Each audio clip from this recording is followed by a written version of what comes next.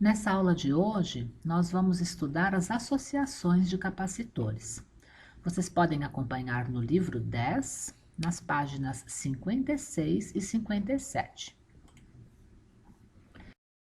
Esta é uma aula de física para o terceiro ano do ensino médio. Nós fizemos na aula ao vivo alguns experimentos utilizando esse site de simuladores que é muito bom. E lá vocês encontram simulações de matemática, física, química e biologia. Nós, especificamente, utilizamos uma simulação de física do assunto de eletricidade, mais especificamente essa que eu assinalei aqui sobre capacitores. Então, nesse simulador, nós observamos os efeitos que podem ocorrer quando nós mudávamos o tamanho aqui das placas do capacitor, né, a área delas, a distância entre elas, e também quando íamos colocando entre as placas materiais de diferentes tipos. E nós também verificamos que podemos utilizar aqui um simulador de voltímetro e medir a diferença de potencial entre as placas, também entre aqui os terminais da bateria. No caso de um único capacitor, nós sempre iremos observar que a diferença de potencial obtida entre as placas do capacitor corresponde ao valor da diferença de potencial da bateria.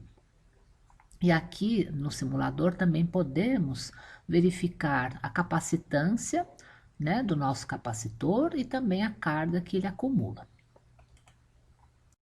Aí nós fizemos um arranjo que é chamado associação de capacitores em série, colocando dois capacitores, um em seguida do outro, todos ligados ao mesmo fio, conectados aqui da nossa bateria. Nessa simulação, nós observamos que a carga armazenada se distribuiu aqui entre eles. Então, o primeiro capacitor aqui estava aqui em contato, né? No caso, o capacitor aqui de baixo, que estava em contato com o polo negativo da pilha, armazenou uma certa quantidade de cargas, induziu as cargas positivas na placa da frente. Isso significa que os elétrons da placa da frente se movimentaram e foram para a próxima placa, que era do outro capacitor. Aí esse capacitor também ficou com cargas em excesso, negativas, induziu uma carga positiva na placa da frente, o que significa que os elétrons da placa da frente fugiram todos e foram para o polo positivo da pilha. Com isso, nós tivemos então dois capacitores eletrizados em série. A gente observa que quando nós fazemos esse arranjo, a capacitância total diminui, porque a carga armazenada em cada um também diminui. E a diferença de potencial em cada capacitor, ela é diferente da capacitância, desculpe-me, da diferença de potencial da pilha. Então, a pilha, nesse caso, era de 1,5 volt e cada um dos capacitores aqui tinha uma voltagem de 0,75. Somando as voltagens ou diferenças de potenciais de cada um, nós vamos ter o valor total da pilha. Mas a gente observa, então, que essa diferença de potencial se dividiu entre eles.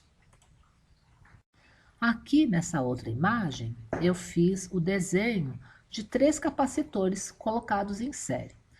A gente pode fazer a associação de quantos a gente quiser, né? Nesse meu exemplo, então, eu coloquei 3. Então, como nós vimos, a diferença de potencial que é fornecida para esse meu sistema, ela é subdividida em cada capacitor, de forma que o total será a soma de cada um. Nós também já vimos que, para capacitores, nós podemos dizer que a quantidade de carga armazenada é o valor da capacitância dele multiplicado pela diferença de potencial que acontece entre as placas. Então, nós podemos dizer que essa diferença de potencial entre as placas nada mais é que a quantidade de carga acumulada dividida pela capacitância dele. Uma vez que nós escrevemos a diferença de potencial dessa maneira, que eu destaquei aqui em amarelo, a gente pode dizer então que o total de quantidade de carga dividido por capacitância vai ser igual à carga dividida pela capacitância do primeiro, somada à carga dividida pela capacitância do segundo e também do terceiro, e de quantos forem, né, que a gente fizer a associação. Como nós vimos também, a quantidade de carga que é acumulada é igual para todos, né? Ela depende da quantidade de carga que foi acumulada no primeiro capacitor que estava ali em contato com o polo negativo da pilha. Esse vai determinar então a quantidade de carga que todos os demais vão ter. Como essa quantidade é igual, essa soma, então, a gente vai poder cancelar esse valor de Q em todas elas, e a nossa soma vai ser 1 sobre capacitância total igual 1 sobre capacitância 1, mais 1 sobre capacitância 2 e 1 sobre capacitância 3. Esse cálculo serve para que a gente determine o valor da capacitância total, também chamada de capacitância equivalente, porque é o valor de capacitância equivalente dessa nossa associação aqui. Agora, nós também podemos fazer uma associação de capacitores de outra forma. Ela é chamada associação em paralelo. E dessa maneira, a gente vai fazer o seguinte: vamos sair aqui com um fio da pilha, subdividir esse fio em 2 caminhos ou mais, né? No caso desse meu exemplo, eu fiz apenas 2 caminhos, e em cada um desses caminhos eu vou colocar um capacitor. Depois, juntando os fiozinhos novamente, vou conectá-los do outro lado da pilha. Então, aqui é como se nós tivéssemos 2 quarteirões, né? Tivéssemos aqui ruas paralelas. Por isso que essa associação é denominada em paralelo.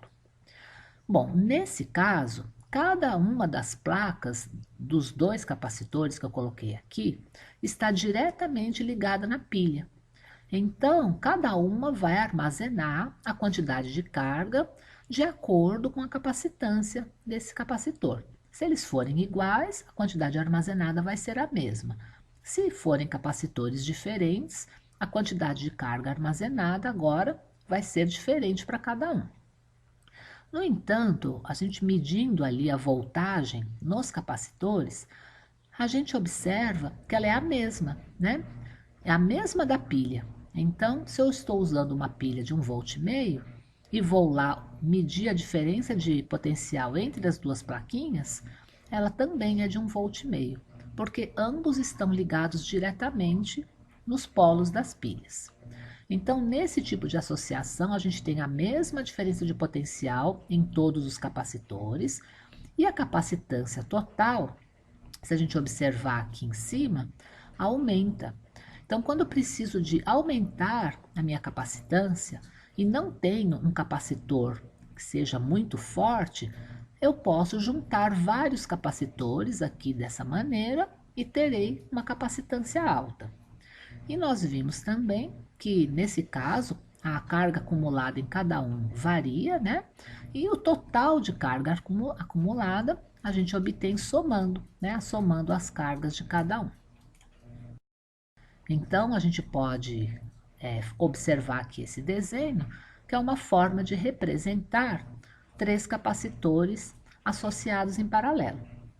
E como nós vimos, para determinar a carga total, basta somar a carga que foi acumulada em cada um.